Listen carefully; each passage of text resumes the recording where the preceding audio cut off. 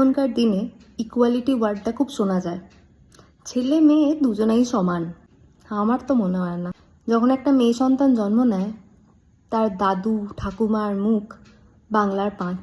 কেননা বংশ বিস্তার যার হলো না, তারপর ধীরে ধীরে যখন একটা মেয়ে বড় হয়, পড়াশোনার পাশাপাশি ঘরের কাজকর্ম, রান্না বান্না, ঘর পরিষ্কার করা, সমস্ত কিছু শেখানো হয়। একটা ছেলেকে কিন্তু শুধুই পড়াশোনা শেখানো হয়। তারপর মেয়েটা যখন বড় হয়ে যায়, তখন কিন্তু কতদূর অবধি পড়াশোনা করেছে সেটা জিজ্ঞেস করা হয় না। মেয়েটার কবে বিয়ে, এটা সবাই বারবার জিজ্ঞেস করে। একটা ছেলের ক্ষেত্রে কিন্তু তা হয় না। ছেলের ক্ষেত্রে চাকরি কি করছে সেটা জিজ্ঞেস করা হয়।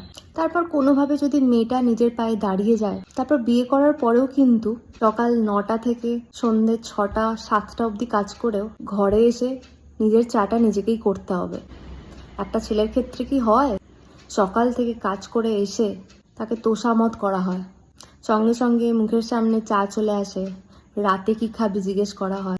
এই যে মেয়েকে একভাবে দেখা হয়, ছেলেকে আর একভাবে দেখা হয়।